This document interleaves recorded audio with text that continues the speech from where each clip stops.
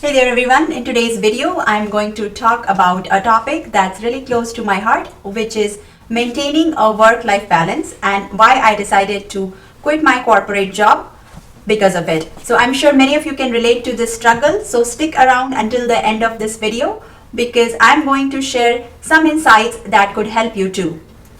Let me give you a little background about my experience. I worked in the corporate world of litigation consulting for 6 years. I love my job, I love the people I work with, but I realized that my work-life balance was way out of whack. On an average, I was working 60 plus hours a week, including weekends, and it was starting to take a toll on my mental and physical health. I had no time for myself, no time for my family, and no time for my hobbies.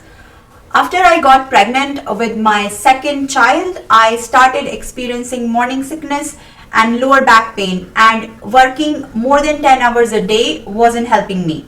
So I tried talking to my boss about it, but they were not receptive to the idea of a flexible work schedule or for remote work. They believed that working long hours equated to productivity, and that was the culture of the company. We worked in a client-driven consulting industry, and a lot of times the work would come on a Friday and we had to finish it over the weekend, and it was just normal. Unfortunately, in my industry, especially in the office I worked in, there was no one with kids, and so they could not understand how important it is for a parent to be with the child, especially in their beginning years. So because of all of that, I eventually decided to quit for my health and my happiness. I specifically remember a time when I had to drive at 1 a.m. to my sister-in-law because she just delivered a baby, and I couldn't take that time off to be with my family. And there were so many incidences when I would give Tylenol to my daughter who would go to daycare just because I couldn't take day off from the work because of some meeting or something else. So I started realizing after studying so hard, getting good degrees, going to these good prestigious schools, is this what I really want in my life? The sacrifice to not be there with the family when they need me the most, and it wasn't worth sacrificing that for a job. Also, having worked in a consulting industry for more than 6 years, I made enough money. We bought a house, so we were doing financially okay. By the way, consulting is a great place if you want to grow financially. It's one of those lucrative career choices for economic majors. I will talk about it in another video, how a typical day in consulting industry seems like, especially if you are working in litigation consulting, and what are the key skills that you should have before you apply for an interview. So stay tuned for that, and I'll be uploading that video very soon. So should others follow in my footsteps? Well, it depends. Everyone's situation is unique, but here are some things to consider. Firstly, evaluate your priorities. What's important to you? Is it your family, your health, or your hobbies? Can you balance those priorities with your job? If not, then it might be time to reconsider.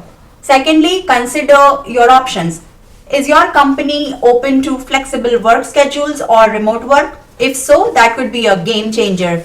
If not, then it might be time to look for a company that values work-life balance. Lastly, don't be afraid to make a change. It's scary, I know, but sometimes it's necessary to prioritize your well-being. Life is short, and it's not worth sacrificing your mental and physical health for a job. Since I started this YouTube channel on economics and personal finance, now I'm better able to manage a work-life balance, giving priority to my health and working on topics that really matter to me.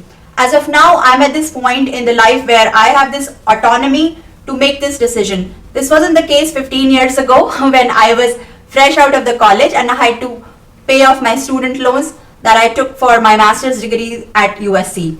Also, working in a consulting industry was providing me with a good source of income that was very important for me at that time. Would I be able to take this risk of starting something of my own 15 years ago? Maybe not. Anyway, I'm at this point of my life where I can finally follow my passion. So let's talk about why I started this channel. Firstly, I believe that economics and personal finance are important topics. They affect all of us whether we realize or not. Understanding basic economic principles and financial strategies can help us make better decisions in our daily lives, from how we save and invest our money to how we choose our careers and businesses. Unfortunately, these topics can be intimidating, technical, and jargon filled. So, I wanted to create a channel that simplifies them and demystifies economics and personal finance so that anyone can understand and apply them to their lives. Secondly, I believe that YouTube is a great platform for learning and sharing knowledge. I've always been a fan of educational content on YouTube, from crash courses to TED Talks. I think that YouTube is a powerful tool for spreading education, making it more accessible to people around the world. So through my channel, I hope to contribute to this growing movement of educational content on YouTube. Thirdly, I wanted to challenge myself to learn new skills and improve my communication abilities. As someone who has spent a lot of time in consulting, I've become used to contributing towards expert reports, analyzing numbers, and making presentations. But I realized that if I wanted to reach a broader audience and make a real impact, I needed to improve my ability to communicate in a clear, engaging, and concise way. Starting a YouTube channel was a way for me to push myself out of my comfort zone and develop these new skills.